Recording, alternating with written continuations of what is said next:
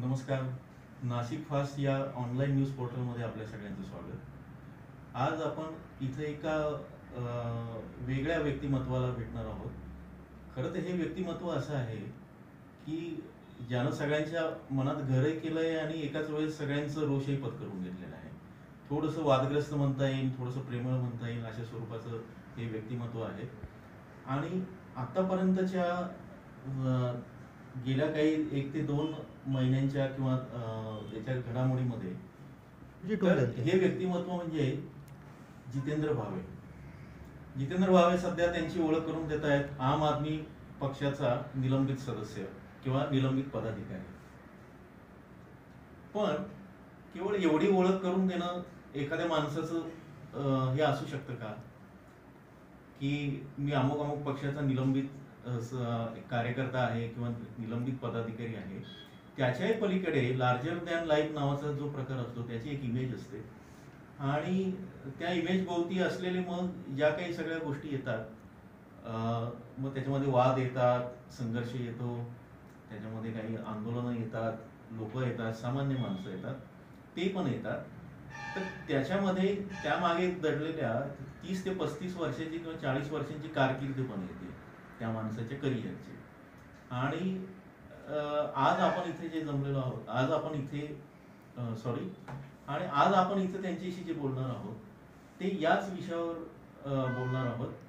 आणि या व्यक्तिमत्वाला जाणून घेतानाच एकूण हा राजकीय प्रवास आणि तुमच्या मनातल्या ज्या काही शंका आहेत त्यांच्याबद्दलच्या जे काही प्रश्न आहेत ते सगळे आपण विचारणार आहोत.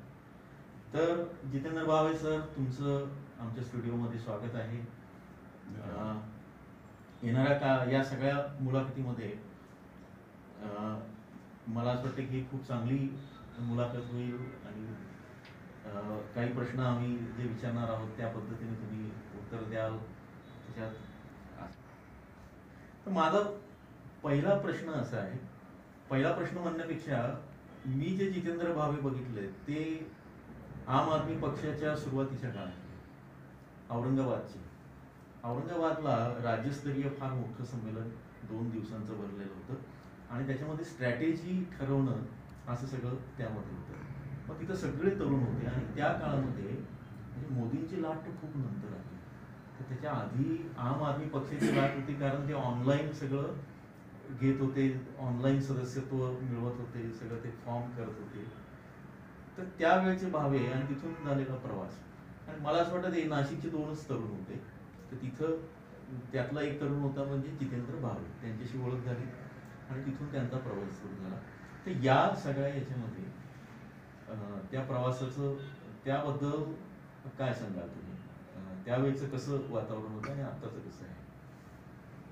मुळातच आम आदमी पक्ष हा अण्णांच्या आंदोलनातनं जन्माला आलेला पक्ष आहे आणि चळवळ हा त्याचा बाज आहे. आणि कुठलाही प्रश्न प्रखरपणे मांडता येणं किंवा ते मांडू देणं जनसामान्यांना हा त्याचा गाभा राहिला. आणि त्यातनं व्यवस्था परिवर्तनाची ही लढाई आहे हे प्रकर्षानं सगळ्यांच्या मनावर बिंबवण्यात पण आलं आणि आम्हालाही ते समजलं. मग त्याचा तो एक पार्ट आहे की अण्णा आंदोलनानंतर त्याला पक्षीय राजकारणाकडे वळून घेऊन जाणारे अरविंद केजरीवाल, त्यांच्या बाबतीमध्ये अण्णांनी विधान केलं होतं की मी त्यांना पॉलिटिकल पार्टी काढा असं म्हटलोच नव्हतो. त्या विधानाचा अण्णांचा मला राग आला आणि मी स्वतः या पक्षामध्ये आपण काम केलं पाहिजे म्हणून संस्थापकाच्या रूपामध्ये मी नाशिकला कामाला सुरुवात केली. याच्यामध्ये झालं काय की अण्णा म्हणत होते की ही जी गटारगंगा आहे राजकारणाची ती जर स्वच्छ करायची असेल तर अशा सुशिक्षित, प्रामाणिक, प्रांजळ, पारदर्शक आणि एकंदरीतच समाजाच्या सेवेचा वसा त्याच्या मनामध्ये राहायला पाहिजे, असला पाहिजे. अशा पद्धतीचं व्यक्तिमत्व असेल ज्यांचं त्या तरुणांनी याच्यात सहभाग घेतला पाहिजे. आणि या क्रायटेरियामध्ये मात्र सगळं अरविंद केजरीवाल बसत होते. आणि असं असताना त्यांना मॅगसेसे पुरस्कारही मिळालेला. 7-7, 8-8 वर्ष त्यांनी मदर तेरेसांबरोबर प्रत्यक्ष फील्डवर काम केलेला माणूस, IITN माणूस, नंतर IRS ही परीक्षा पास झालेला माणूस, असं सगळं असताना आणि त्यांच्या प्रामाणिकपणाचे दाखले सर्वत्र सर्वदूर सगळे देत असताना अण्णांनी त्यांना का नाही म्हटलं? त्याचा राग आला आणि मी स्वतः कामाला सुरुवात केली. आणि हे काम करत असताना पक्षाचं जरी काम सुरू होतं तरी त्याचा बाज मात्र चळवळीचाच होता. आजही तो चळवळीचाच आहे. कारण बऱ्याच गोष्टी अशा आहेत की त्या चळवळीशी साधर्म्य राखणाऱ्या आमच्या पक्षीय कार्याच्या त्या तसे सिम्पटम दिसतात त्याचे. तर तरी पण शोध मात्र व्यवस्था परिवर्तनाचा आहे. शोध मात्र अंत्योदय वगैरे असे सुंदर शब्द वापरणारे पक्ष जे आहेत त्यांना तो अंत्योदय करता आलेला नाहीये. आजही 160 रुपयांनी गोडे तेल घ्यावं लागते, 114 रुपयांनी पेट्रोल आहे आणि 90, 93, 92 रुपयांनी डिझेल. CNG आणलाय पण तो हळूहळू वाढवत आहे. LPG आलाय पण तो कोपऱ्यात कुठंतरी पडलाय. अशी सगळी एकंदरीत परिस्थिती आहे. शिक्षणाचा बोजवार आहे, आजही उपचार मिळत नाही. आज 90,000पर्यंत दिवसाला उपचाराचा खर्च आहे नाशिकमध्ये. 90,000 रुपये रोज. म्हणजे तुम्ही हेल्थ इन्शुरन्स काढताय तो 5 आणि 7 लाखाचा पुरेसा पडत नाहीये. तर ह्या सगळ्या खूप अशा भीषण आणि भयानक समस्या आहेत.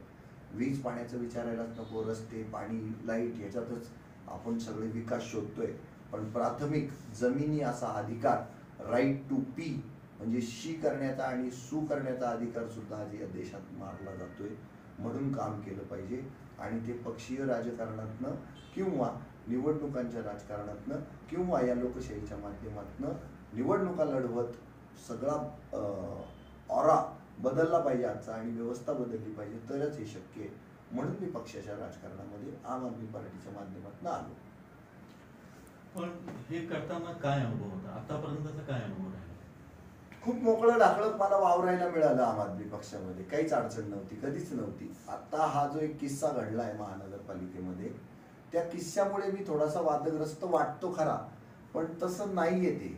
म्हणजे उगीच नाकारायचं म्हणून नाकारत नाहीये मी. माझ्या प्रोफाईलला गेलात तर तुम्हाला कळेल की महिलांच्या संदर्भातला आदर, माझ्या मनात असण्याच्या ज्या काही कृतीपूर्ण दाखल्यांची आवश्यकता आहे ते सगळे दाखले ओपन आहेत. आणि ज्याच्यावरनं माझा वाद झालाय ते सगळं जे काही शूटिंग आहे ते काही मी माझ्या प्रोफाईलवरनं आजही काढलेलं नाही.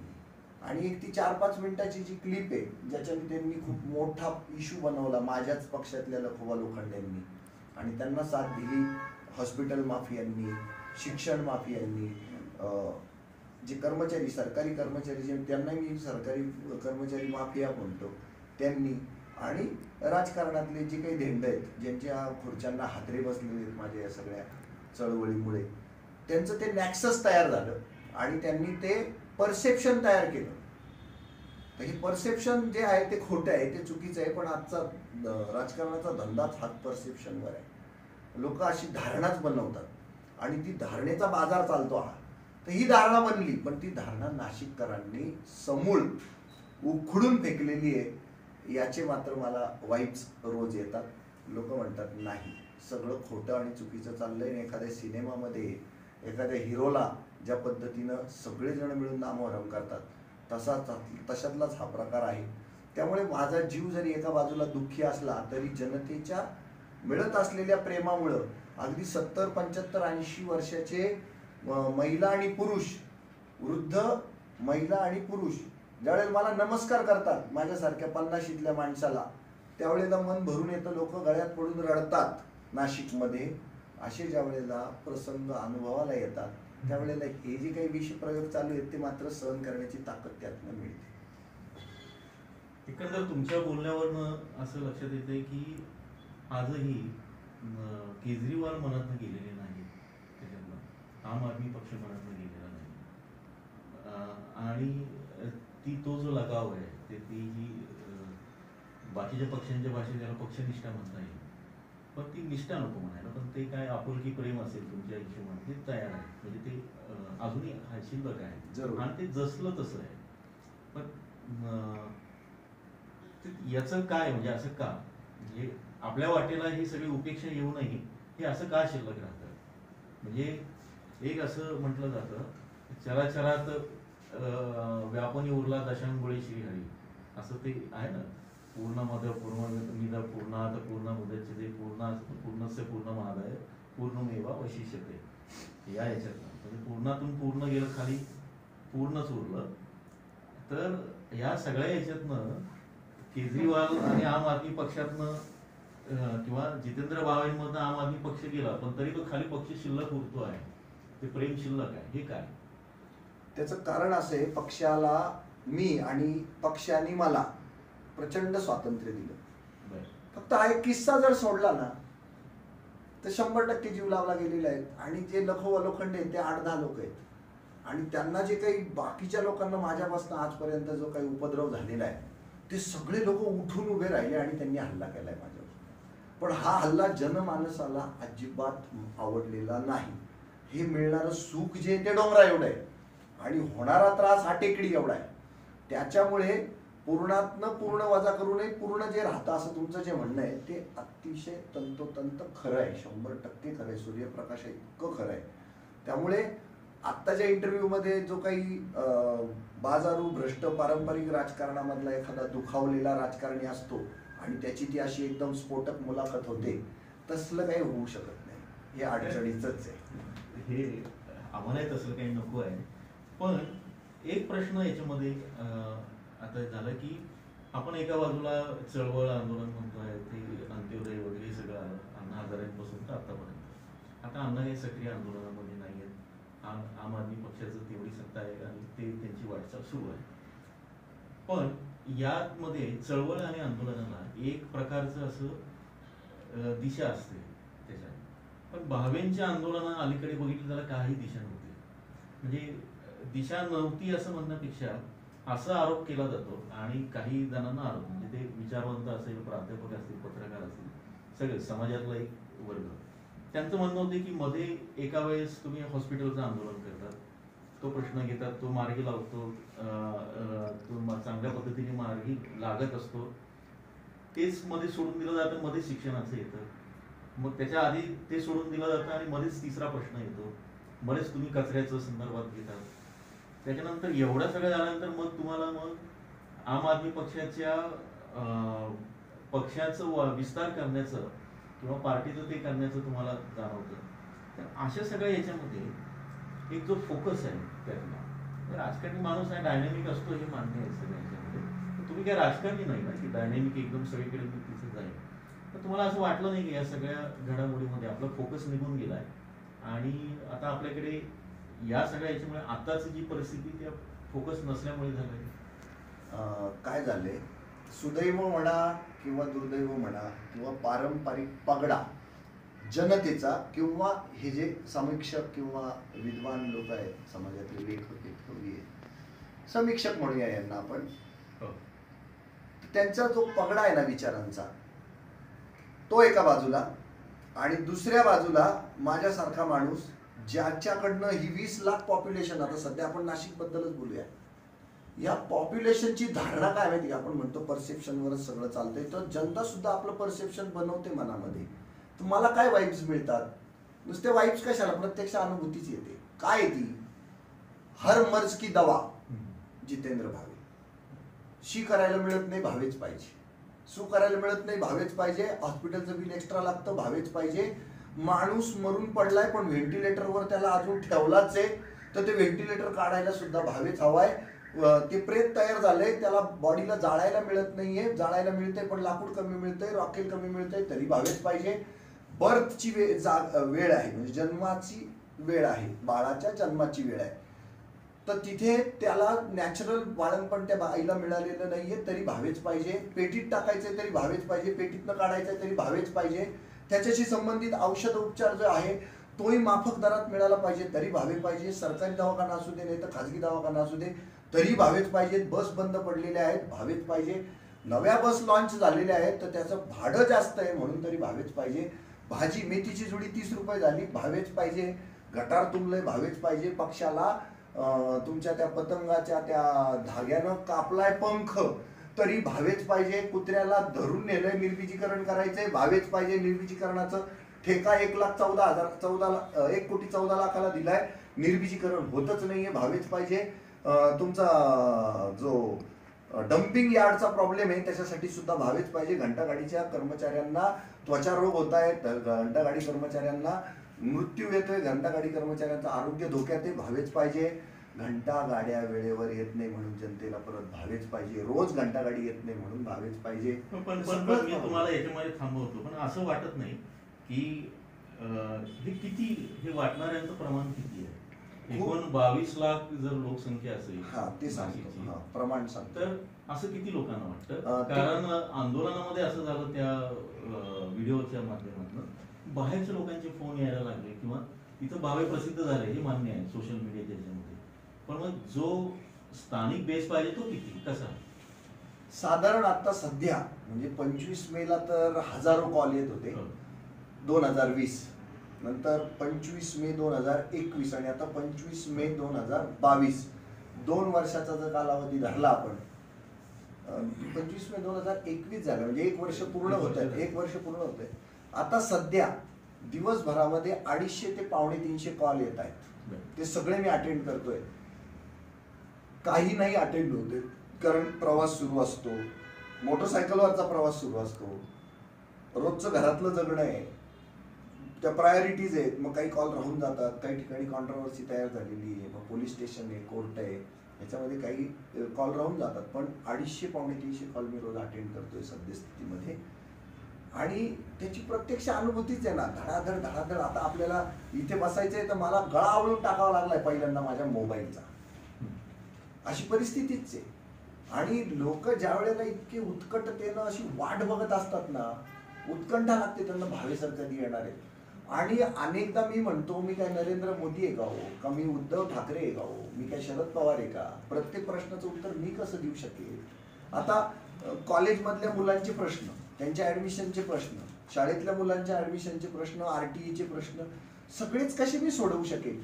तर त्यांचं काय म्हणणं पडतं माहिती का, तुम्ही नुसते आमच्या सोबत उभे राहा, तो प्रश्न आपोआप विरघळून जातो किंवा मन तयार होतं त्या संदर्भातला संघर्ष करण्यासाठी. म्हणजे हे जरुरी नाही की भावे तिथं प्रत्यक्ष पाहिजेच, पण भावेंचा सल्ला पाहिजे.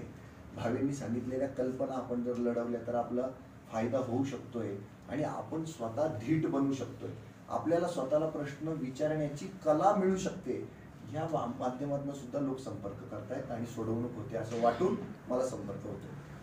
पण आता तुम्ही नरेंद्र मोदींचा उल्लेख केला, उद्धव ठाकरेंचा, शरद पवारांचा उल्लेख केला. मध्यंतरी तुम्ही पहिल्याच प्रश्नाच्या विषयी बोलताना असं म्हणाले की लोक आता हिरो करून टाकलं सोशल मीडिया किंवा एकूण सगळ्याच आंदोलन. म्हणजे तुम्ही काय सोशल मीडियावर आंदोलन करणारा माणूस नाही आहे, प्रत्यक्ष उतरून ते केलेलं आंदोलन होतं, त्याचा तो व्हिडिओ व्हायरल झाला आणि एकूण त्या याच्यामध्ये. पण तुम्ही आत्मकेंद्रित आहात असं वाटत नाही का तुम्हाला या सगळ्याचं? मी, कारण असे आरोप आहेत, हे माझं म्हणणं नाही आहे, पण भावे हे मग आत्मकेंद्रित आहे, या सगळ्या याच्यातनं ते हवेत गेलेले आहे. आणि नंतर तर असे आरोप झाले, त्याच्याविषयी आता आपण बोलूया पुढे. पण आत्ताचा जो प्रश्न आहे की हे सगळं मलाच, म्हणजे सगळ्या जगाचं जो हे ते मीच घेऊन चालू आहे, असं कुठला नेता तर म्हणत नाही आतापर्यंत. उद्धव ठाकरे पण असं म्हणत नाही हे मलाच करायचं सगळं, किंवा शरद पवार म्हणत नाही. मग असं भावेंना असं म्हणावंसं का वाटतं? आत्मकेंद्रीय असल्यासारखं कशावरनं वाटते तुम्हाला? मला वाटतं हरमर्ज की दवा जितेंद्र भावे याच्यावरनं वाटते. तर मला वाटत नाही तसं, मी प्रत्येक प्रश्नाचं सोल्युशन आहे असं समाजाला वाटतंय आणि समाज सगळा लोड माझ्यावर देतोय. आता परवाचा किस्सा आहे, घरामध्ये मुलगी वेडी झालेली आहे, पण तिला आई आहे, तिला वडील आहे, तिला भाऊ आहे, तिला वहिनी आहे, तिला बहीण आहे आणि तिला दाजी, सगळं आहे तिला. ती पुण्याच्या वेड्यांच्या हॉस्पिटलमध्ये जाऊन आली आहे, ती ठाण्याच्या वेड्यांच्या हॉस्पिटलमध्ये जाऊन आलेली आहे आणि ती इव्हन एका प्रायव्हेट संस्थेमध्ये सुद्धा राहून आलेली आहे, तरी ती पळून गेली आहे. आणि ती मला सापडली आहे नाशिकमध्ये. कुठे? आपल्या राका कॉलनीच्या, राका कॉलनी नव्हे ते कोणचं, चोपडा लॉन्चच्या तिथे ती सापडली माझ्या मित्राला. आणि त्यांनी मला सांगितलंय, सर 7 वाजले आणि मुलगी रस्त्यावर झोपलेली. आता मी काय करायला पाहिजे? 7 वाजता मी 5व्या मिनिटाला पोहोचलो तिथे. आता जितेंद्र भावे आगीचा बंब पण झालाय बरं का, म्हणजे आग लागली की लगेच लोक नंबर फिरवतात आणि ती गाडी पोहोचते. तशी माझी ते आम आदमी पार्टीचा माझा जो रथ आहे तो धडधड धडधड पोहोचतो. मी 5 मिनिटात पोहोचलो. आता सोल्युशन काय होतं माझ्याकडे? 7 वाजलेले होते ना संध्याकाळचे, तर मी सरळ शासकीय महिलांचं जे काही वसतिगृह आहे अशोक स्तंभावरचं, तिला फक्त रात्री गँगरेप होऊ नये म्हणून, सुरक्षा म्हणून तिथे तिला दाखल केलं. आणि नॅचरली मी तिथे गेल्यामुळं ते सगळे लोक सब लोक सकते में आ गए. फटाफट 10 मिनिटात त्यांनी निर्णय घेतला. मला म्हणे तुम्ही अशा अशा ठिकाणी सह्या करणार का? म्हटलं जरूर करणार. म्हणे फोटो काढणार का? हो म्हटलं फोटो काढा. तुम्ही जबाबदारी घेणार का? म्हटलं हो घेणार. लगेच दाखल झाली ती मुलगी आणि सुरक्षित राहिली. दुसऱ्या बाजूला एकीकडे तिच्या घरच्यांचा शोध लागला. त्यांना फोन केला तर ते थोडीशी आळम करत होते, पण थोडंसं जरा जोर लावला तर दुसऱ्या दिवशी मला वाटतं 12-1 वाजता ते त्यांच्या मुलीपर्यंत पोहोचले. आणि त्यांना प्रश्न पडला, आता मुलगी तर परत पदरात पडली आपल्या, बरोबर की नाही? आता तिला पुण्याचे लोक सांभाळत नाही, ठाण्याचे लोक सांभाळत नाही आणि खाजगी संस्थांचेही लोक सांभाळत नाही आणि शासनाचे कुठले अजून वसतिगृह तेही सांभाळत नाही, ती रस्त्यावर आहे. आणि आम्हालाही तिला सांभाळता येत नाही. भावे सर करा काहीतरी. प्रोसेस सुरू झाली. सगळ्या संस्थांना फोन सुरू आहे. ती केस माझ्याकडे आहे, पण definitely I am going to solve it. आणि मग ती सॉल्व्ह होते आणि त्याचा आपण लाईव्ह करत असल्यामुळे लोकांना पावती मिळते की काम होतच. आता गोल्फ क्लबच्या टॉयलेटचा प्रश्न 1.5 वर्ष झाले. अहो साहेब, टॉयलेट बंद होता. आम्ही 4 दिवसामध्ये तो टॉयलेट सुरू करून दिले. आणि तिथं सगळे आमदार, खासदार, मंत्री, नगरसेवक, सगळे मोठे मोठे क्लास 1, सुपर क्लास 1 सगळे अधिकारी येतात आणि जागरूक नागरिकही येतात. यश नाही 1.5 वर्षापासून. आम्ही हात घातला, 4 दिवसामध्ये टॉयलेट सुरू झालं. म्हणूनही लोकांना असं वाटतं आणि लोकांचं असं प्रेशर आल्यामुळं तो हर मर्ज की एक ही दवा जितेंद्र भावे असं लोकांना वाटतं, म्हणून ते फोन कॉल येतात. मी आत्मकेंद्री आहे असं जे वाटतं ते त्याच्यातनं वाटतं.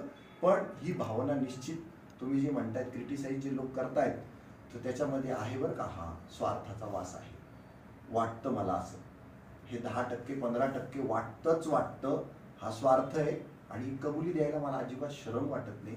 कारण काम, क्रोध, मद, मत्सर, मोह, माया, स्वार्थ सगळं चिटकलेलं आहे मला, लगडलेलं. हा स्वार्थ कसला? म्हणजे हा समाजकारणाचा, राजकारणाचा आहे ना. त्याच्यातनं पद मिळणार आहेत, त्याच्यातनं पद मिळणार आहेत, प्रसिद्धी मिळणार आहे. लोकांनी वाहवा करावी, लोकांनी गोंजारावं, वाहवा किती छान माणूस आहे हा, सद्गृहस्थ आहे, संत सज्जन आहे, असं लोकांनी म्हटलं की वाटतं. हो बरं, मला वाटतं, अगदी वाटतं. म्हणजे काय काय कबुली देतो आपण त्याची, ते आपल्याला कुठलंच नगरसेवक म्हणत नाही किंवा कुठले आमदार म्हणत नाही. मग तुम्हाला असं काय वाटतं सांगा असं एकदम? प्रत्येकाला वाटतं, पत्रकारांना वाटतं, लेखकांना वाटतं, प्राध्यापकांना वाटतं, आंदोलनकर्त्यांना वाटतं, जे काही असेल, उद्योजकांना वाटतं, हो, राजकारण्यांना वाटतं, पण ते दाबून ठेवतात. मग हे असं कसं काय अचानक? आता हेच सांगतो मी, हा माझा बाजच आहे साहेब, असंच समजून घ्या. ही माझी मेंटॅलिटीच आहे. मला मोकळ्यापणानं मांडताच येतं आणि ते मांडावंच अशीच माझी धारणा असते. का लपून ठेवायचं? मला प्रसिद्धीचा सोर्स नाही असं का सांगायचं? प्रसिद्धी येतेच ना त्याच्यातनं. कारण मला लोकांच्या पटलावर राहायचंय म्हटल्यावर मला ते लाईव्ह केलंच पाहिजे, लोकांना सांगितलंच पाहिजे yes I can do it. मग याच्यात माध्यम दुसरं काय? प्रसिद्धी माध्यमच वापरावी लागतात. मग त्यातनं प्रसिद्धीच येते.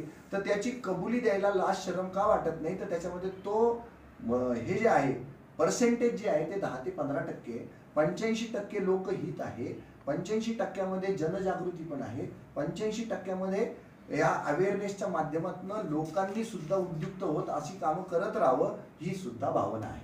पण 15% मात्र तो जो डाग आहे ना, तर तो डाग आहे माझ्यावर, और डाग अच्छे होते.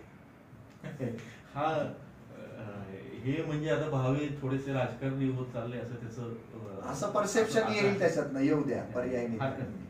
तर आम्हाला आनंदच होईल एक चांगला राजकारणी जर मिळाला त्यामध्ये, आणि त्याची त्यामध्ये जर वेल कल्चर्ड असेल, त्याच्याशी निदान बोलता तरी येतो बाबा पत्रकारितेच्या हिशोबाने. ठीक आहे. आता लाईव्हचा मुद्दा इथे आला होता की पहिल्या याच्यापासून मला असं आठवतं की 7चा चहा आणि लाईव्ह हे प्रसिद्ध झालेलं होतं त्या काळात आणि अगदी दिग्गज यायचे त्याच्यामध्ये. म्हणजे अनिल अवसटी येऊन गेले किंवा राहीबाई पोपेरे, राहीबाई पोपळे, हा, तर ते सगळे अशी ती मंडळी असायची आणि ते हळूहळू होतं, रॉ होतं ते. त्याच्यामध्ये काही फार असं स्टुडिओ किंवा असं काही नव्हतं. लोकांना ते भावायचं. भावे म्हटल्यानंतर ते भावणार होतं. तुमचं ते तेवढी ती स्टाईल घेतलेली होती. तर यामध्ये ते झालं तर ते तुम्ही बोलवत होते, लोक त्यांच्या मर्जीने जात होते. पण लाईव्हचा पुढचा टप्पा जेव्हा आला आंदोलनाच्या वेळेस, त्याच्यामध्ये मात्र थोडंसं गडबड अशी झाली. तिथं प्रायव्हसीच्या सगळ्या नियमांची पायमल्ली झाली असं वाटत नाही? कारण जशी उदाहरणार्थ तुम्ही आपण जातात आणि तिथं लाईव्ह सुरू करतात, त्याच्यामध्ये हॉस्पिटल असेल, हॉस्पिटलचं आंदोलन जे होतं, तर त्याच्या पलीकडे जाऊन आणखी काही घेतलं, महापालिकेचं होतं, किंवा मग एखाद्याला कोणाला तरी अधिकारी असेल आणि तिथे जाऊन आपण लगेच नाही पडलं तर लाईव्ह सुरू केलं. पण मग त्याची मर्जी काय आहे, त्याला ते आवडतंय का किंवा नाही, तर त्याच्या प्रायव्हसीचे ते भंग होत आहेत. सोशल मीडियाचे सगळे जे लॉज आपण आता बघतो आहोत किंवा ते आहेत, तर त्याचा आदर वाटत नाही का, की समोरच्याची प्रायव्हसी आपली जाईल आंदोलनात्मक, किंवा नक्की काय भूमिका असते त्याची? निश्चित स्वरूपात त्यांची प्रायव्हसी जी आहे ती डिस्टर्ब होते, त्याचा आपण आदर करायला पाहिजे असं वाटतं. पण प्रश्न इतके गंभीर होत जातात की पगारांचे त्यांचे लाख, 1.5 लाख, 2 लाखाचे आकडे पाहिल्याच्या नंतर आज 200 ते 300 रुपये रोज कमवणारा माणूस हा खूप कार्यक्षम निघतो, आणि 1.5-2 लाख रुपये कमवणारी लोक अतिशय अकार्यक्षम ज्या वेळेला निघतात, आणि त्यांची जी उत्तरं आहेत ती फुटबॉल करणारी ज्या वेळेला आहेत असं वाटायला लागतं, त्यावेळेला पेशन्स जातो आणि खरंच त्यांचा खाजगी जे काही मर्यादा आहेत त्या मी लांबतो. तर हो, लांबतो. पुन्हा ते ह्याच्याच सारखं प्रसिद्धी किती, तर 100पैकी 15% प्रसिद्धीला मार्क द्या. तसंच इथं ही प्रायव्हसी डिस्टर्ब होते ना, तर 100पैकी त्याला 10% मार्क द्या की त्यांची प्रायव्हसी डिस्टर्ब होते, त्यांची बदनामी होते, माझी आरेरावी वाढते, माझ्यामधला अहंकार दिसतो, माझ्यातला संताप दिसतो, राग दिसतो, आणि त्याच्यातला विवेक जो आहे तो कुठेतरी हरवलेला वाटतो. निश्चित स्वरूपात हे खरंच आहे, मान्यच आहे, त्याच्यावर नियंत्रण यायलाच पाहिजे. पण ते नियंत्रण राहत नाही. हे माझंच नव्हे तर आमच्या अरविंद केजरीवालांचं घ्या, किंवा नरेंद्र मोदींचं पण घ्या, किंवा अजून काही मोठ्या नेत्यांचं पण घ्या, बॅलन्स जातो. कारण ब्रॉड स्पेक्ट्रमली जेव्हा तुम्ही लार्जर स्केलवर काम करत असतात त्यावेळेला अशा गोष्टी घडतात. तर त्याचं शल्य पोचतं. मला बदलही करावा वाटतो. बदल करण्याची माध्यमं म्हणजे विपश्यना केली पाहिजे, रोज प्राणायाम केला पाहिजे, हे सगळं मान्य आहे. पण नाही मिळत हो, वेळ जातो आणि समस्यांचा लोड इतका आहे, लोक इतके हतबल आहेत, ती हतबलता पावत नाही. कारण मी स्वतः रात्री 12ला झोपतोय सर, आणि 3 वाजता उठतोय, भाषणांमधनं सांगतोय की 12 वाजेपर्यंतच फोन करा आणि 3:01 फोन करा. यामध्ये बरेचदा लाईव्ह करणं किंवा हा सगळा भाग, तर ती ठीक आहे, तुम्ही मनमोकळेपणाने कबूल करतात, सगळ्या गोष्टी आहेत. पण हा कायद्यानं पण गुन्हा आहे ना त्याच्यामध्ये. हे कायद्याचे पण तुम्हाला असं, म्हणजे तुम्ही तर आता त्याच्या सगळ्या पलीकडे गेलात की लोकांसाठी उतरलेलाच आहात रस्त्यावर, पण त्या माणसाला कुठेतरी तो डिस्टर्ब होईल किंवा ही भावना हे नाही. आणि दुसरं, त्याला जोडून एक मुद्दा तुमच्या बाबतीत नेहमी, त्याच्या आधी उत्तर द्यावं वाटेल मला. हा, ते दोन्ही प्रश्न हे काय लोड येऊन जातो मला उत्तर द्या. हरकत नाही, याचं उत्तर द्या की मग काय होईल की समोरच्याची आपण प्रायव्हसी कायद्याच्या याच्यामध्ये सायबर लॉज असतील किंवा याच्यामध्ये त्याला कायद्याची पण बंधन आहे, मग त्यालाही मला असं वाटतं तो मुद्दा महत्वाचा आहे. हा, तर त्या लॉचा आपण रिस्पेक्ट करतो आणि त्याच्या मर्यादांमध्ये आपण काम करतो. त्याचं कारण असते 100 जर लाईव्ह केली असती तर 99 लाईव्ह हे सगळे कायद्याच्या चौकटीत बसतात आणि एकच लाईव्ह वादग्रस्त ठरतं. आतापर्यंतचं वादग्रस्त ठरलेलं लाईव्ह फक्त एकच आहे, ते आता मनपाच्या शिक्षणाधिकाऱ्यांच्या बाबतीमध्ये, आणि ते नुसतंच वादग्रस्त आहे. कारण मला काही कायद्याच्या चौकटीत कुठलीही शिक्षा झालेली नाही, त्यामध्ये दृश्य नाही. हा, ते फक्त काय झालेलं आहे, सुतळीचा साफ केलेला आहे, तुमचं काय म्हणतो आपण, राईचा पहाड केलेला आहे, बाकी काही आलेलं नाही. त्या लाईव्ह मध्ये फक्त शब्द प्रयोग होते, पण बाकी असे काही कोणाचे हे नव्हतं, कोणाची प्रायव्हसी डिस्टर्ब होईल असं काही नाही. काही ते माझं मी बाहेर येऊन केलेलं आहे, जितेंद्र भावे त्याच्यामध्ये दिसत. हा, अजिबात आपण त्यांना कोणाला आणि त्रास व्हावा म्हणूनच करतो बरं का, कारण ते इथं लागलंच पाहिजे. पर्पज तेच आहे, त्याला लागलं पाहिजे, तो कार्यक्षम झाला पाहिजे आणि भ्रष्टाचार बंद झाला पाहिजे, लोकांना ताबडतोबीनं सगळ्या अधिकाऱ्यांनी भेटलंच पाहिजे.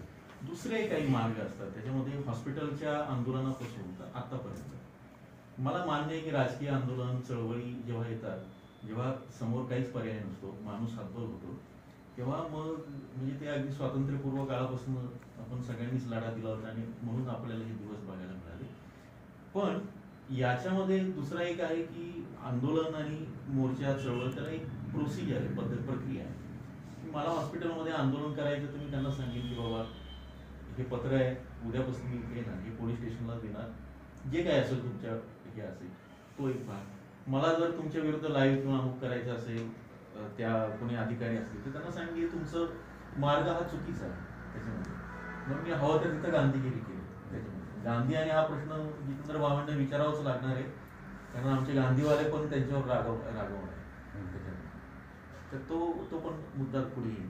तर याच्यामध्ये ही जी प्रक्रिया ही पाळली जात तर नाही. ते सो कॉल्ड राजकीय पक्ष जे आहेत, सो कॉल्ड असा शब्द वापरतो, ते मात्र मग ते छान मॅनेज करून पत्रवित्र देतात आणि मग त्यांचं आंदोलन 2 पोलीस पुढे मागे असतात. तसं बावेंचं होत नाही. पोलीस पुढे मागे ऐवजी बावेंनाच उचलून नेतात त्याच्यामध्ये, असं होतं. लोड खूप आहे तक्रारींचा आणि एकीकडे कायद्याचा बडगा पण आहे. आणि तुम्ही हॉस्पिटल आंदोलनाचा वारंवार उल्लेख करताय. ते हॉस्पिटलचं आंदोलन होते वेळी अगोदरचा 1.5 वर्षाचा प्रवास लक्षात घ्या. 23 मार्च 2020 ते 25 मे 2021 हा जो काळ आहे ना, याच्यात तुमचे ते सगळे अर्ज, फाटे, विनंत्या, पाया पडणं, दाड्या तोडणं सगळं केलेलं आहे.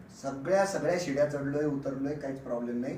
25 मे 2021 ला तो स्फोट झालेला आहे. पण तोपर्यंतचा प्रवास अगदी नीतिमान आहे, एकदम शास्त्रशुद्ध आहे, कायद्याने पण परिपूर्ण आहे, काहीच प्रॉब्लेम नाही. आणि तो सुद्धा त्या दिवशीचा व्हिडिओ बेकायदेशीर ठरलेला नाहीच आहे. मला त्याच्या अंतर्गत शिक्षा झालेली नाहीच आहे. मला शिक्षा कशाची झाली आहे? पेंडेमिक ऍक्ट जो आहे तो मोडलाय, त्याची शिक्षा आहे ती. पण माझा मुद्दा जो आहे तो प्रभावीपणे मांडला गेला. अहो, कोट्यवधी लोकांनी पाहिला तो व्हिडिओ.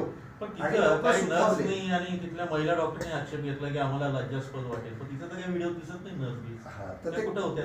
कोणीच नव्हतं तसं, कोणीच केलेली नाही तक्रार. एका सामाजिक कार्यकर्तीनी जिचे हेतू जे आहेत ते शुद्ध नव्हते आणि तिच्याच नातेवाईकांनी आणि तिच्याच मित्रमैत्रिणींनी तिला ताबडतोबीनं 2ऱ्या किंवा 3ऱ्या दिवशी प्रेमाने समजवलेलं आहे आणि ती शांत होऊन गेलेली आहे. आणि पोलिसांनी सुद्धा आहे ना तिचा अर्ज फक्त रिसिव्हचा शिक्का मारून, पोलीस ठाणे अंमलदारचा शिक्का मारून तिला रिसिव्हच दिली फक्त.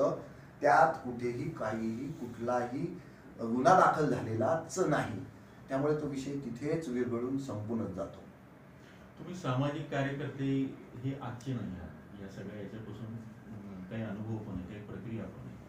आतापर्यंत रस्त्यावरच्या कितीतरी लोकांना तुम्ही शेल्टर उपलब्ध करून दिलंय, त्यांना स्वतःचं घर दिलंय, घर मिळवून दिलंय. या सगळ्या प्रक्रियेची तुम्हाला माहिती आहे, कायद्याची माहिती, लोकशाहीची माहिती आहे. असं सगळं असताना एक काहीतरी या आंदोलनाचंच नाही, एकूणच सगळ्या याच्यामध्ये त्यांना काहीतरी असं सांगता आलं नसतं त्याच्यामध्ये, कायदेशीर काही गोष्टी त्या बाजूने हे आंदोलन करता आलं नसतं का? कुठलीही आंदोलन त्या प्रक्रिया पाळता आल्या नसत्या का?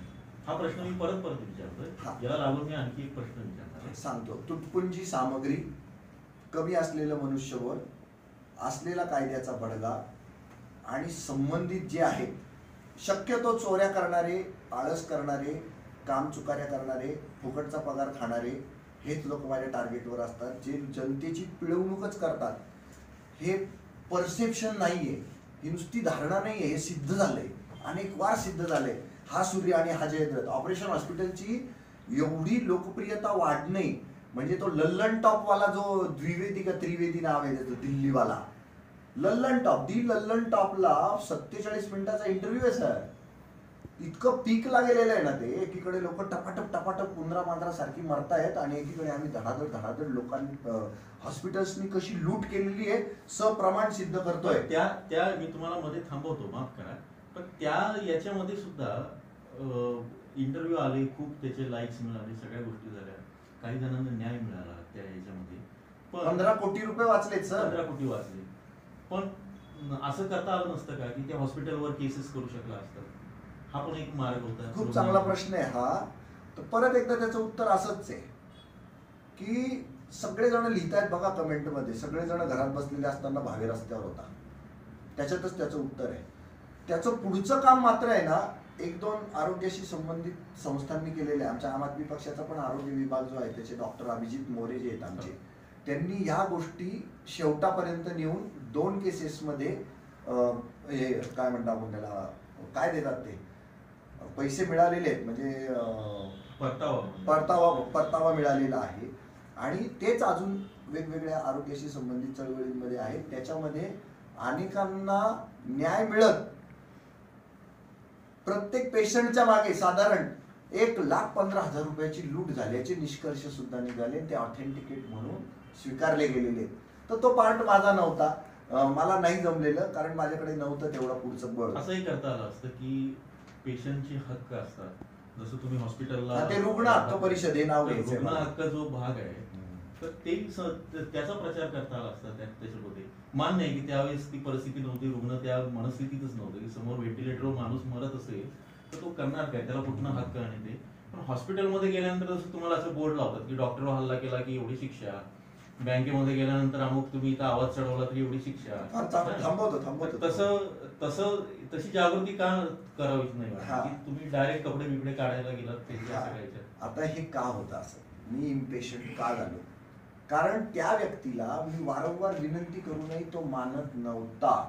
बरं. आणि आज कायद्यानं जसं हॉटेलमध्ये वडा रस्सा, इडली सांबार, तुमचं पुरणपोळी काय काय भाव लिहिलेला आहे, तसं त्यांना जसं कंपल्सरी आहे हो. तसं हॉस्पिटल्सला कंपल्सरी होतं. काय नियम? कायद्याने त्या दरम्यान कायद्यानं हॉस्पिटलला डिपॉझिट घेताच येत नव्हतं. आणि त्यांना बंधनं होती की एवढाच रुपये रोज तुम्ही तुमच्या वॉर्डचा लावायचा आहे, एवढेच रुपये तुम्ही ऑक्सिजनचे लावायचे आहेत. त्याचे सगळे नॉर्म्स लिहिलेले होते, कायदे होते. त्या कायद्याचं बोर्ड लावायचा होता तिथे. तेवढं करूनही जर तुम्ही 8 दिवस भरतायत पेशंटचे तर 9 दिवसांचा तुम्ही हिशोब घेत होता. ऑक्सिजनचे पैसे तुम्ही अव्वाच्या सव्वा लावत होतात. शासकीय यंत्रणा जे ऑक्सिजन ब्लॅकमध्ये विकतायत त्यांना अटक करण्यात हातबल ठरलेल्या होत्या. रेमडेसिवियर ब्लॅकमध्ये 45 लाखापर्यंत, आपलं 45,000पर्यंत पोहोचलं होतं. टॉसिलिझुमॅब जे 2.5 ते 3 ते 3.5 लाखापर्यंत विकलं गेलं. सगळेच जर तुमचे हातबल झालेले असतील लोक तर त्या दरम्यान मी कशाला कायदा पाळला पाहिजे? काय संबंध आहे? तुम्हाला झटपट लोकांना न्याय मिळायला पाहिजे, झटपट यंत्रणांवर अंकुश आला पाहिजे, झटपट जे लुटणारे लोक आहेत ते नियंत्रणात आले पाहिजे. याच्यासाठी मग मी जर आउट ऑफ बॉक्स जाऊन काम केलं असेल तर ते भलेही चोरांना, दरोडेखोर डाकूंना, लुटारूंना आवडलं नसेल, पण माझ्या जनतेला मात्र ते आवडलं आणि ते मी केलं. इथून पुढे करता कामा नाही, कारण आता तणाव निवळलेला आहे. हो, पण इथे मी थोडंसं पुन्हा तुम्हाला हे सांगू इच्छितो, कायद्याची बूज आणि हे कायदे जे केले ते कोणी बाहेरच्या माणसांनी केले, आपण केलेले आहे. आपण राज्यघटना तयार केलेली आहे आणि अशा पद्धतीने जर आंदोलन करू त्याची प्रसिद्धी मिळते, लोकांचे त्रास लगेच कमी होतात.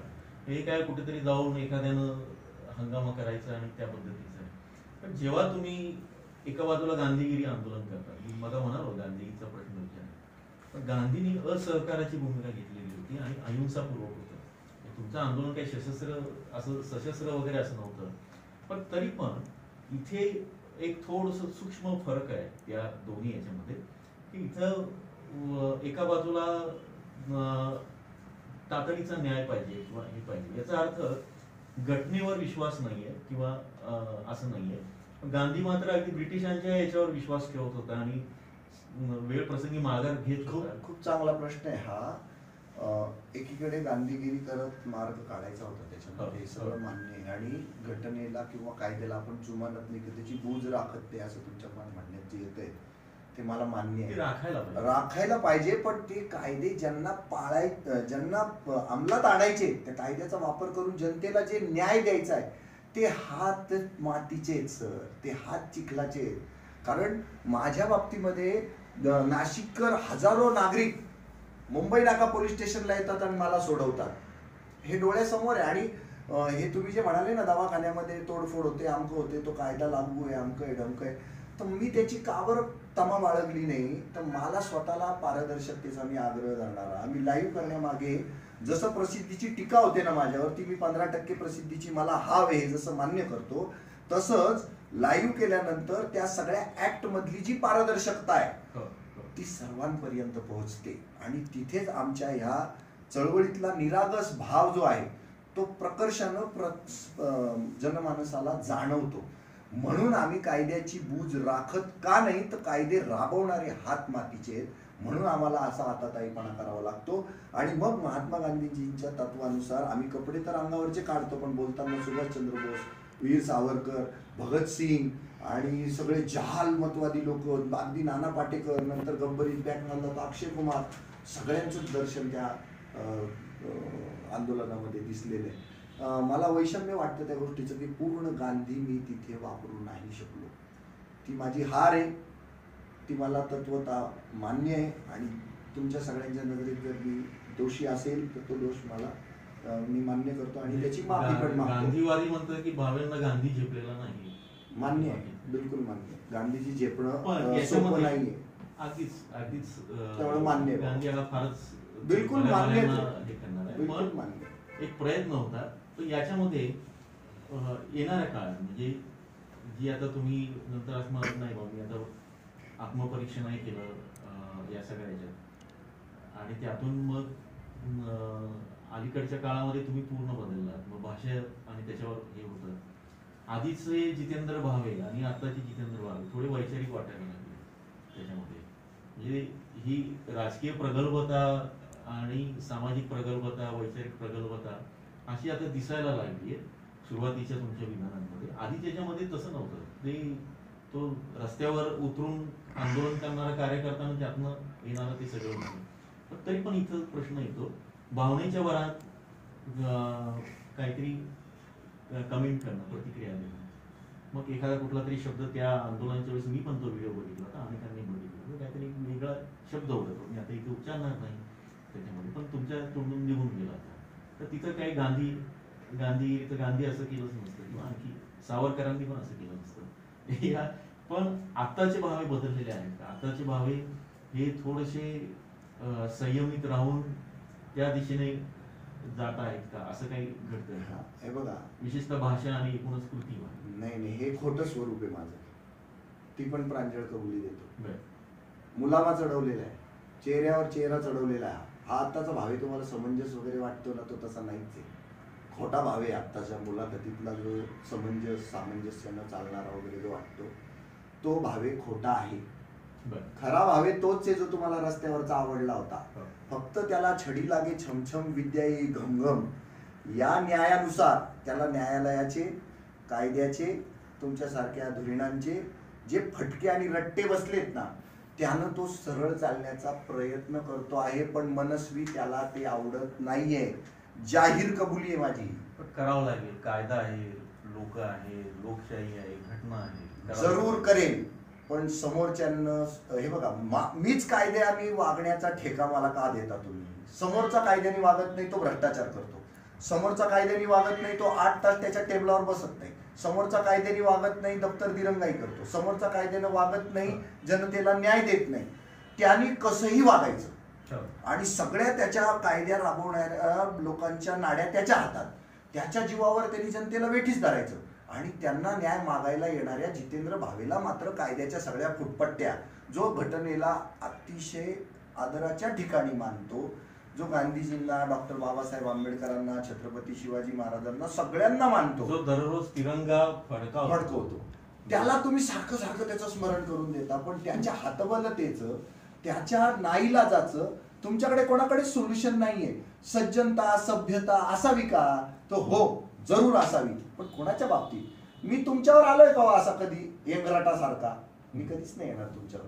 जे कोणी गांधीवादी माझ्या नाशिक मधले जे मित्र आहेत, सगळे जे ज्येष्ठ लोक आहेत, त्यांना विचारा ना, भावे असा एंगरट आहे का? भावे असा उद्धट आहे का? भावे असा खूप असा चिडचिडा आहे का? हिंसावादी आहे का? तर मी तुम्हाला धाडसानं सांगेन की जे जे लोक त्याच्यात होरपळले आहेत ना, माझ्या ह्या हिंसात्मक वागण्यातनं किंवा असं उद्धटपणाच्या वागण्यातनं, मवालीगिरीतनं, ते सुद्धा सांगतील अंतर्मनात ह्याच्या गांधीजी आहे. फक्त तो एक्झिक्यूट होताना तो गांधी राहिला नाही. आपण त्याचं जी काही इच्छा होती किंवा त्याचा उद्देश जो होता तो निश्चित स्वच्छ होता. याच्याबद्दल तुम्हाला खात्री माझे दुश्मन सुद्धा देतात. आता सुद्धा माझ्यावर पक्षांतर्गत जी कारवाई झाली आहे ना, तर ज्यांनी माझ्या विरुद्ध कट रचला ना, ते लोक काय म्हणतात माहितीये का? ओ सर, ही काकडी चोराला फाशीची शिक्षा झाली म्हणे. आम्ही त्यांचं निलंबित होणं मागितलंच नव्हतं. त्यांना पक्षातून काढून टाका आमची मागणीच नव्हती. त्यांना फक्त एक छडी मारा अशी अपेक्षा होती. पण हे भलतंच घडलंय. काकडी चोराला फाशीची शिक्षा झाली, मुंगी मारणाऱ्याला फाशीची शिक्षा झाली. अशा ज्या वेळेला प्रतिक्रिया येतात ना सर, तर त्यावेळेला आज मी ज्या काही कबुल्या देतोय धाडसाने, तुम्ही त्या सगळ्या दाखवा. एडिट पण करू नका आणि हे बरं का, पेंडिंग ठेवू नका. हे लगेच तुम्ही जाहीर करून टाका, लगेच दाखवून टाका लोकांना. एडिट पण करू नका. अशी खात्री का पटते? तर माझ्या सगळ्या कामातला जो काही निरीच्छ भाव आहे, जो निरलसपणा आहे, जी निरागसता आहे, ती काही लपून राहत नाही. आता सुद्धा तुमच्याशी बोललोय ना, तर त्याच्यामध्ये मी जो मुखवटा चढवलाय ना, तर त्याची सुद्धा कबुली देताना खूप बरं वाटतं की काही अशा लोकांना उगीच मी असा चांगला चांगला स्वतःला प्रेझेंट केलं पाहिजे. मग मी जे काही ध्येय किंवा जी पताका घेऊन निघालेलो आहे ती पताका काय आहे की पारंपरिक धंदेवाईक बाजारू भ्रष्ट राजकारणाचे जी जी काही परंपरा आहे ते सगळं मला खोडून काढायचंय. मला बरं बरं बोलण्यात कधीच इंटरेस्ट नव्हता, आत्ताही नाहीये. मला खरं खरंच बोलायचंय, पण तेही पटत नाही जगाला. असं ज्या वेळेला लक्षात येतं ना त्यावेळेला वेदना होतात. जग म्हणतं खरंच बोलत राहा. असं नुसतं काय बोर्डावरच लिहायचं का नेहमी खरे बोलावे आणि प्रत्यक्षात खरे बोलायला गेलं की रट्टे पडावे, हे योग्य आहे का हो? नाही ना योग्य. भले तरी देऊ काशीची लंगोटी, नाठाळाचे माती हाणू काठी. ती काठीचा रट्टा दिलाच पाहिजे. मला नाही दिला का आता तुम्ही सगळ्यांनी मिळून? काठीचे रट्टे दिले, मला केलं सरळ तुम्ही, मग मला रट्टे हाणू द्या ना. तुम्ही सरळ झालाय असं वाटतं तुम्हाला? नाही झालं. आता याच्यामध्ये तुम्हाला थोडंसं थांबवतो या इथल्या याच्यामध्ये आणि परत जर 5 वर्ष मागे घेऊन जातो.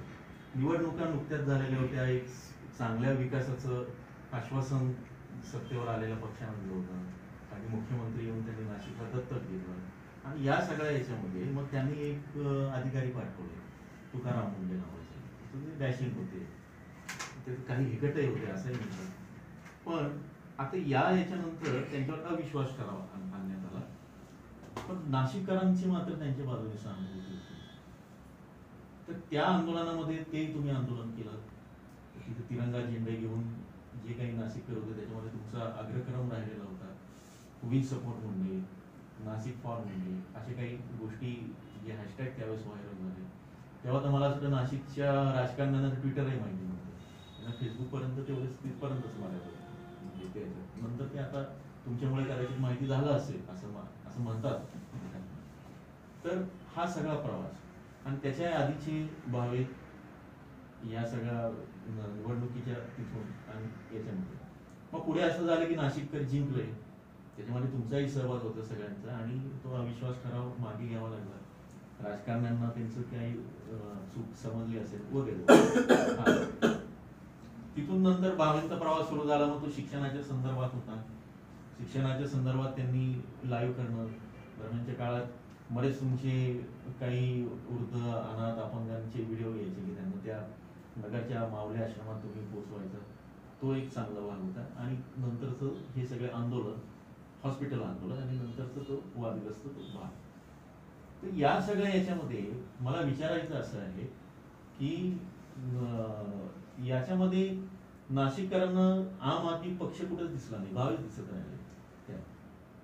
म्हणजे ना आम आदमी पक्षाचे तुम्ही एक इथल्या 5 जणांची नावं घ्यायला सांगा, 5 पदाधिकारी आहेत, राज्याची घ्यायला सांगा, महाराष्ट्राचं कोण बाबा अध्यक्ष? मी एक 5वी 6वीतले मुलं सांगू शकतील की बाकीच्या पक्षांचे जे प्रचलित आहेत त्यांची नावं घेणार नाही ते, त्यांचे अध्यक्ष कोण आहे, उपाध्यक्ष कोण आहे, राज्याच्या बॉडीवर कोण आहे, साधारण माहिती असतं.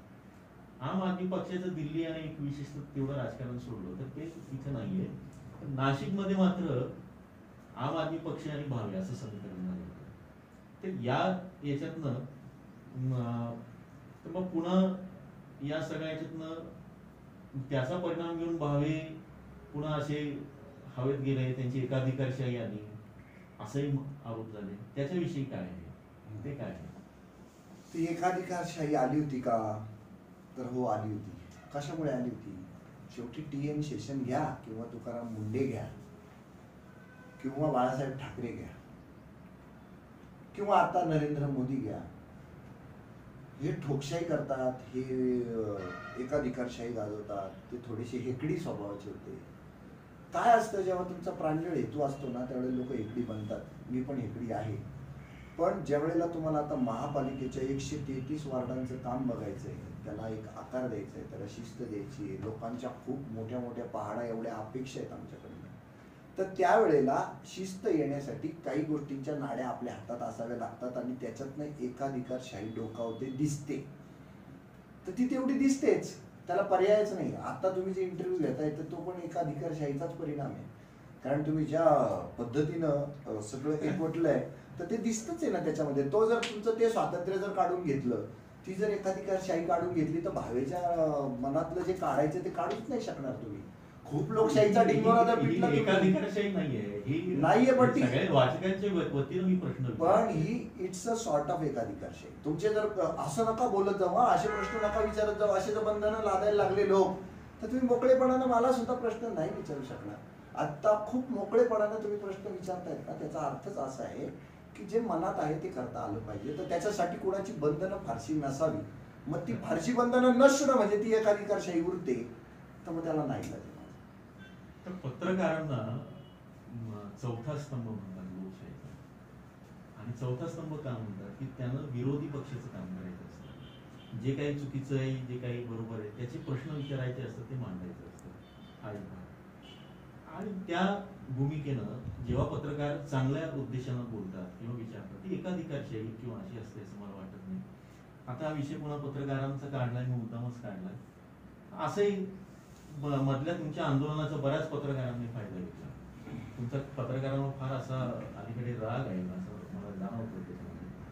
आणि काही जणांवर तर जास्तच आहे. ते त्याला तुमच्या रागाला किंवा तुमच्या प्रेमाला पात्र असते बिचारे, असो. पण मग काही जणांनी तुमच्या त्या प्रसिद्धीच्या वलयाचा वापर करून तुमचा वापर करून घेतला या काळामध्ये, आणि भावेंना आणखीनच हरभऱ्याच्या झाडावर चढून दिलं आणि ते चढले असंही बोललं जातं. म्हणजे हॉस्पिटल आंदोलनानंतर प्रत्येक ठिकाणी तुम्ही ज्यावेळेस पोलीस स्टेशनमधून सुटलात, तर ते पहिलं काम केलं की तुम्ही पहिल्यांदा प्रत्येक ठिकाणी स्टुडिओमध्ये जाऊन बसत होता, प्रत्येक ठिकाणी निमंत्रण मिळत होतं, आणि दुसऱ्या दिवशी त्या पेपरला बातम्या आणि या सगळ्या गोष्टी हे सगळं चाललं. सोशल मीडियाचा एक वेगळा इम्पॅक्ट असतो, त्याला नियंत्रण नसतं, सामान्य माणूस असतो. पत्रकारिता किंवा एकूण राजकारण हे ना कंट्रोल असतं त्याच्यामध्ये, म्हणजे ते स्ट्रॅटेजिक असतं. भावेंचं स्ट्रॅटेजी काहीतरी ठरवून असे काही गोष्टी असंही असू शकतात त्याच्यामध्ये, की झुंडशाहीची अशी काही स्ट्रॅटेजी तयार केली असेल तो असो त्याच्यामध्ये. पण त्या सगळ्या याच्यातनं तुम्ही हवेत गेलात आणि इतका हे गेलात की तुम्ही तुमच्या जवळचे मित्र, जवळची माणसं, जवळचे कार्यकर्ते होते, जे इथे चिंतक होते, त्यांच्या पर्यंत तुमचा संपर्क होऊ शकला नाही त्या सगळ्या काळात, जे सांगत होते. असं काही आहे, असे पण आरोप होत आहे. नाही नाही, ते खोटं आहे, सबशेल खोटं आहे. माझ्यापासून कोणी दूर गेलेलं नाही, कधी जाऊ पण नाही शकत. कारण जे मला प्रत्यक्ष अनुभवतात, बघतात, सहवासात राहतात, सोबत राहतात. काही दिवसासाठी डिटॅचमेंट का झाली ती, हवेत गेले तर आता याचं पण धाडसानं उत्तर देतो, हो 10-20% मी हवेत गेलोच. गेलोच. प्रसिद्धीची प्रसिद्धीची ती अडचणच होती ती, त्याच्यामध्ये काही वाद नाहीये. पण लोक नाही तुटले. मला प्रॉब्लेम कुठे झाला तुम्हाला सांगतो. तुकाराम मुंडेंच्या बाबतीमध्ये ज्या वेळेला चुकीच्या बातम्या दिल्या गेल्या, डॉक्टर प्रवीण गेडावांच्या बाबतीमध्ये चुकीच्या बातम्या दिल्या गेल्या, कृष्णकांत भोगेंच्या बाबतीमध्ये चुकीच्या बातम्या दिल्या गेल्या, गोरा खेळणाऱ्यांच्या बाबतीत चुकीच्या बातम्या दिल्या गेल्या, अरविंद केजरीवालांच्या बाबतीमध्ये सारख्या सातत्यानं चुकीच्या दिल्या गेल्या. काय चालवलं काय? आणि प्रॉब्लेम माझा पर्टिक्युलर पत्रकारांवरच का राहिला, तर तुकाराम मुंडे म्हटलं की महानगरपालिका, आणि महानगरपालिका म्हटलं तर बीट देण्याची सिस्टम. म्हणजे तुमचा सगळ्या पत्रकारितेवर नाही आहे. नाही छे पत्रकारांवर पण नाही, पण काही लोकांवर, काही घटकांवर. येस, बिलकुल बिलकुल बिलकुल. आणि त्याच्यामध्ये त्यांना पण मी खरं तर उनको भी बख्श देंगे हम. कारण शेवटी पोट भरू पत्रकारिता आणि पोट भरू वृत्तपत्र निर्मिती व्यवसाय असा झालाय, तर ते क्रमप्राप्त आहे, त्या गोष्टी येणारच आहे. हा पण कुठपर्यंत जेव्हा सगळं जग म्हणते तुकाराम मुंडे चांगला माणूस आहे, थोडासा एकडी आहे का, हो आहे, उद्धट आहे का, हो आहे, पण लार्जर स्केलवर त्यांच्या त्या प्रामाणिकपणाचा, पारदर्शकतेचा जनमानसाला फायदा होतोय ना. तर जनता अशा हेकडी माणसांना सहन करते. TN शेषन हे रेशन कार्डाला जोडून दुसरं ट्विन अक्षर येतं शेषन कार्ड. तर ते जिद्दीच होते, अहो ते हेकडीच होते, गोरा फेरणार हेकडीच होते, अरुण भाटिया हेकडीच होते, हे लोक मीरा बोरवणकर हेकडीच होते, किरण बेदी हेकडीच होती. हेकडी नाही राहिले तर हे लोक ऐकत नाहीत. आणि मग त्याचा तुम्ही गैरफायदा घेत वर्तमानपत्रात कशाही चुकीच्या बातम्या छापाल. आणि आम्ही ज्या वेळेला म्हणतो अरे तुम्ही हे चुकीचं छापताय, त्यावेळेला तुम्ही आम्हाला नागवं करण्यासाठी ना एकेरी भाषा उल्लेख करता.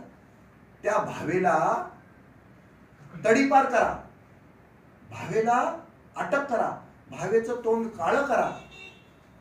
कशी ही पत्रकारिता? तर त्या बिचाऱ्यांनी या मजबुरीतनं बाहेर यावं आणि खरी पत्रकारिता, जसं मला प्रसिद्धीचा सोर्स आहे, जसं मी हवेत गेलो होतो, हे जसं मी कबूल करतो तसं तुम्ही जाहीरपणे छाती ठोकपणे कबूल करा ना यार. 20% 30% आम्ही लोकांचा जीव घेतोच, खोटं छापतोच, पैशासाठी छापतोच, जाहिरातींसाठी छापतोच, पेड न्यूज देतोच. डिक्लेअर करा ना, काय प्रॉब्लेम काय तुम्हाला? त्याच्यातनं तुम्ही मुक्त व्हाल.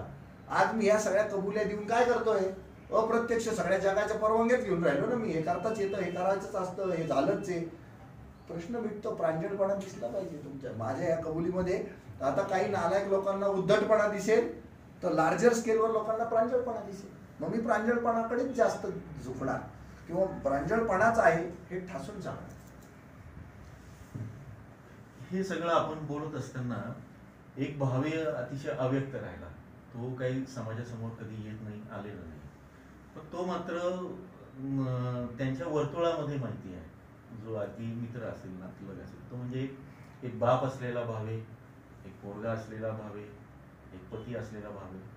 जितेंद्र भावे हे कुटुंबात कसे असतात, म्हणजे या सगळ्या याच्यामध्ये इकडे भावे आंदोलन करत फिरतायत, रस्त्यावर जात आहेत, जेलमध्ये आहेत, आणि त्याच वेळेस घरची परिस्थिती, व्यवसाय असतो, पोटा पाण्याचा असतो, एक मुलगी आहे तुम्हाला, तिचं करिअर आहे, या सगळ्या याच्यामध्ये. तर एकूण त्यांच्या काय प्रतिक्रिया असतात वडिलांविषयी, पतीविषयी, मुलाविषयी?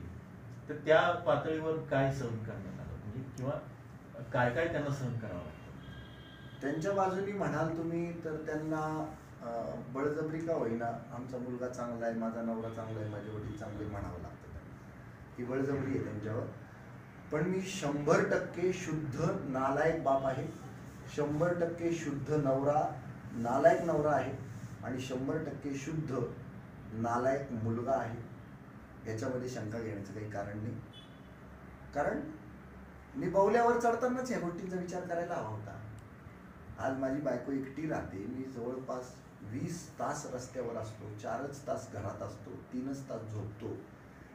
तर ही नालायकीच आहे, आणि ही अफाट आणि बेफाट नालायकी आहे. आणि याच्यातनं माझं तो डोक्यामध्ये ती एक हे आहे ना, जिद्द आहे की ते झालंच पाहिजे. मग ते झालंच पाहिजे हे करत असताना घरचे रोवले जात आहेत. म्हणजे हा जो भावेचा बुलडोझर चालतो ना, तर त्याच्या खाली सगळ्यात पहिल्यांदा चेनले जात असतील, चेवणले जात असतील, ते सगळे माझ्या घरातले लोक आहेत. आणि मी त्याची कबुली देताना मी थोडासा भावूक आहे की मला त्रास होतोय त्या गोष्टीचा, पण ते थांबवू पण मी शकत नाही आहे. अशी अडचण आहे, अशी मजबुरी आहे, नाईलाज आहे. पण लवकरच याच्यातनं सोल्युशन निघावं, पण मला नाही वाटत नियर फ्युचरमध्ये याच्यातनं सोल्युशन निघेल. कारण प्रश्न डोंगरा एवढे आहेत, माणूस त्याच्या मर्यादेतच राहतो शेवटी. तर प्रयत्न करीन जरूर लायक बनण्याचा, त्यांना वेळ देण्याचा, किंवा करीन सगळे प्रयत्न प्रामाणिकपणे करत राहीन. यश येवो एवढीच अपेक्षा करीन. आतापर्यंत या सगळ्या याच्यातनं काही वादग्रस्त प्रश्न, घरगुती गोष्टी, हे सगळं तुमच्याशी बोलत राहिलो. पण आता पुढे काय, हा एक मला एक जाता जाता प्रश्न विचारला. ठीक आहे, झालं सगळं, तो आला त्यानं पाहिलं, असं जे म्हटलं जातं, पुढे काय? सदैव सैनिका पुढेच जायचे, न मागोती तुवा कधी फिरायचे. नाही थांबणार, पुढेच चालत राहणार, व्यवस्था परिवर्तन घडवूनच राहणार. आणि डॉक्टर बाबासाहेब आंबेडकरांनी दिलेली जी राज्यघटना आहे तिची 100% अंमलबजावणी करण्यासाठी अहोरात्र कष्ट उपसत राहणार. आणि जनमानसाला सुखद धक्के, सुखद लहरी ह्याचा व्यवस्थित जाणीव झाली पाहिजे असं वातावरण तयार करण्यासाठी कायम धडपडत राहील. तुम्ही आज आमच्या सोबत इथे स्टुडिओत आलात, आमच्या स्टुडिओमध्ये येऊन मोकळ्या पद्धतीने प्रश्नांना उत्तरं दिली, त्याबद्दल आम्ही तुमचे आभारी आहोत. धन्यवाद. धन्यवाद. तुम्ही माझी इंटरव्ह्यू घेतली कारण चौथा स्तंभ लोकशाहीचा, ती त्या लोकांच्या दृष्टीनं मी थोडासा अछूत म्हणावा अशा पद्धतीत आलेलो आहे आता. आणि अशा वातावरणात तुम्ही माझी खूप छान इंटरव्ह्यू घेतली, त्यामुळे तुमच्या चॅनलचा, तुमच्या सवंगड्यांचा, सहकाऱ्यांचा मनपूर्वक आभारी आहे. धन्यवाद. मला व्यक्त होण्यासाठी हे व्यासपीठ मिळालं, त्यामुळे मन भारावलेलं आहे, मन भरून आलेलं आहे. पुन्हा एकदा मनपूर्वक धन्यवाद.